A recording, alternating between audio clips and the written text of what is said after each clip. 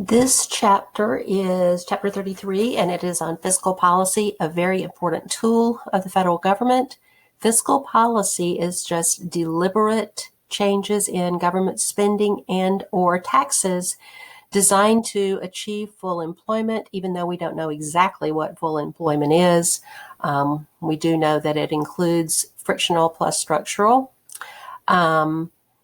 Control inflation, which is more to do with monetary policy, really, and then encourage economic growth because obviously we want our economy to grow. We are seeing a lot of fiscal policy happening right now in March of 2020 with the coronavirus pandemic. But let's take a look at what we are concerned about right now. We're afraid of a recession because so many people are out of work. Our economy has shut down more than it ever has, even in my lifetime.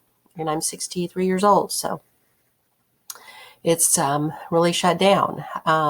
So we are seeing a huge increase in government spending. A $2 trillion bill was just signed to try to diminish the effects of a slowdown until we can all get back to work. There aren't tax decreases per se, but the filing taxes is being put off. There may be a combination of both of these happening, and there will be. And it could, this last bullet point is not necessarily, but it could create a deficit. In this case, it's going to. The deficit is likely to be really huge, probably the biggest we've ever had. And the deficit is the spending obviously versus revenues, and that's negative and has been for a long time. But it doesn't have to create a deficit. For example, in 1996, the Congress passed a cut in the capital gains tax, and revenues increased so much that we actually outgrew our deficit. So it is possible. I don't know if that's likely in the near future, that's for sure. But let's look at what expansionary fiscal policy is. The goal is to increase the aggregate demand curve. In this case, if there was a $5 billion increase in spending, and let's say the multiplier was 4, then we would expect a $20 billion increase in aggregate demand or an increase in GDP. That is what the government is hoping to do with this current fiscal policy of spending, giving people money, making sure unemployment benefits are available, and helping out businesses that have had to shut down due to the virus. This is almost funny because it says contractionary fiscal policy. Well, first place, why would we want to contract the economy?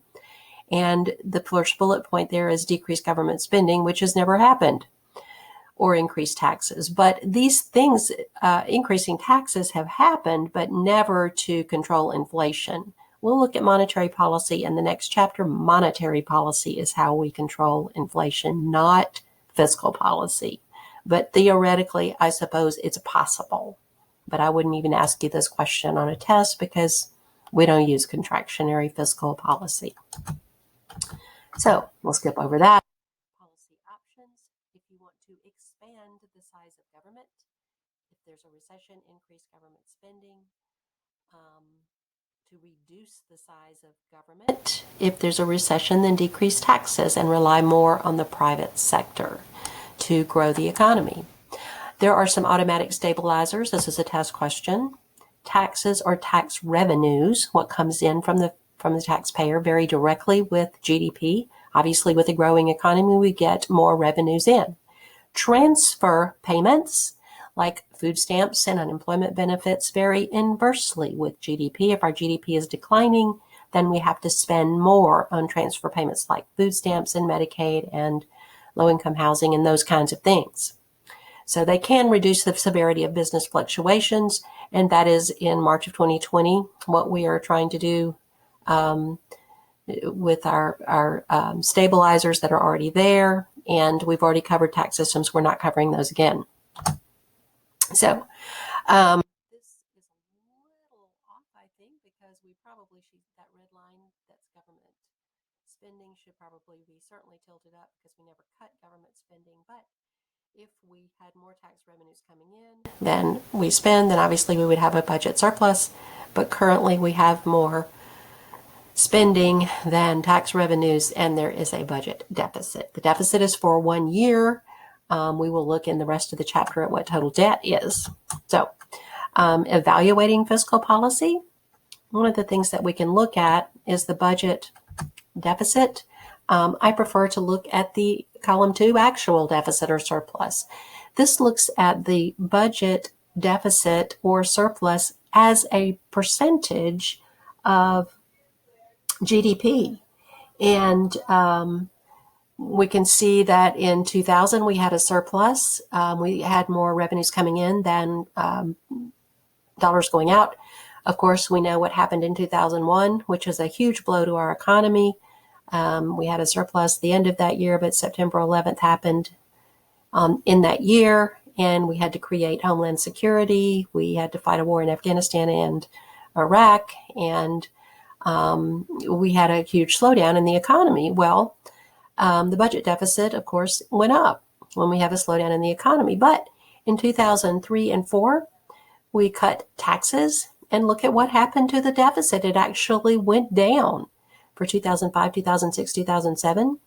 And then we had a severe recession in 2007 with the housing crisis, and the deficit started to expand and hit a 10% of GDP in 2009. Started to go back down again with growing economy, but unfortunately is starting to go back up again, and especially with the coronavirus pandemic, we're going to probably start to see some bigger deficits again. When we had those financial market problems in 2007, we had a lot of pessimism in the economy, which there probably is now, and the recession lasted 18 months. This one we hope will not last very long, because hopefully we will get control of this virus, and it will we'll stop seeing as many cases, and the economy can get back on track, because the fundamentals of the economy were very sound when this started. So these deficit predictions are probably pretty close, maybe even more, as we go forward with the spending we're having to create at the moment. But we're not the only country that has budget deficits, certainly. This is looking at the cyclically adjusted budget deficit, assuming full employment, which we don't really know what that is. I would rather just look at the numbers, the actual. But there are many countries that actually have bigger deficits as a percentage of GDP than the United States. Japan is one of those countries. China is another one. So there's a problem of timing with fiscal policy. The first is recognizing that there is a serious problem, which is really easy to do right now.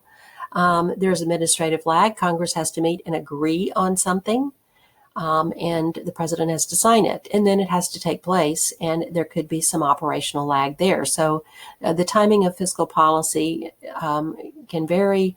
There are political business cycles. We're having a election this year, and the political environment matters to the economy. Most people know that there are also policy reversals if taxes go up or taxes go down, or there's now money from the government to everybody. Those kinds of things are certainly going to stop at some point. And the last bullet point there is a very important definition: crowding out. The problem is when their government spending crowds out private investment, and then interest rates start going up. That's when we start to see a problem with bigger and bigger deficits. So the current thinking on fiscal policy, this was again when the book came out in 2015. Certainly I don't think we're thinking that in March of 2020, but until this pandemic happened, we were. Let the Federal Reserve handle short-term fluctuations. Fiscal policy should be evaluated in terms of long-term effects. And we're not always forward-thinking, unfortunately. But certainly using tax cuts to enhance work effort, investment, and innovation can be an effective way to grow the economy. And then using government spending on public capital projects like airports, where you're going to have private carriers come in and then rent that space, so it pays for itself over a period of time. We can look at this and say, wait a minute, we have a much bigger public debt than that. This is very important definition. This is a very important slide. In 2019, the total U.S. debt is over $23 trillion. And that's the accumulation of years of federal deficits and surpluses added up. We add up those deficits plus interest. But who owns that debt? And the important thing to remember is most of it is owed to ourselves, owners of Treasury bills, Treasury notes, bonds, and U.S. savings bonds. Anybody that owns those has to be paid interest. And that is what the federal government has to pay. We cannot default on that debt. It would destroy our economy. So that interest has to be paid, but most of it is owed to ourselves. Another very important slide here. Foreign ownership is about a third of our total U.S. debt, maybe a little less today, but that's just really a vote of confidence in our economy, that someone would lend the U.S. money because they think it's safe. They think it's a safe investment. Banks and other financial institutions own many of those bonds and bills, state and local governments. I'm sure that my pension fund as a teacher has some of those bonds in it. Individuals own U.S. savings bonds. So you can start to see where we could never default on that debt. I mean, what would happen to these pension funds? What would happen to people who had lent the U.S. government money?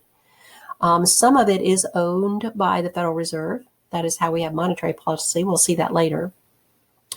And a lot of it is owned by U.S. government agencies. You may say, well, why do we have to worry about that part? Well, we do, because that's where Social Security is. Social Security dollars that come in are used to pay out retirees or invest in government debt. So we cannot ever default on that debt, but who owns it is important. And so this slide is an important one. The federal debt held by the public as a percentage of GDP that's not owned by the government has been climbing and continues to climb. So international comparisons, again, many countries have a bigger debt as a percentage of GDP than the United States. China has even more than, I believe, Japan currently. So the interest charges on the debt is the largest burden. We do have to pay interest on that. If the government borrows money, the government has to give those lenders something in return. It's interest. Interest rates are very low, which is a good thing right now. But it was 2.2% of GDP in 2015. And in 2018, the interest charges were 2.5% of GDP. So they've gone up a little bit, and I would expect those to go up considerably in the near future, being 2019. False concerns about the debt bankruptcy. The U.S. government is not going to file for bankruptcy. We have to pay that debt. It can be refinanced. It is being somewhat refinanced because interest rates are so low now, and some of those older bills that were 10-year notes or 5-year notes or whatever are being refinanced with lower interest rates. Taxation is really not an option. We can never tax our way out of debt. My goodness, it's $23 trillion. Our GDP is not even that. The burden, though, for the future is future generations may inherit economy that doesn't have as much of a way to grow. And that is the burden that future generations may have to pay. And, we really don't want to see that happen. But at the moment, again, with the pandemic we are experiencing, there's really not much of a choice.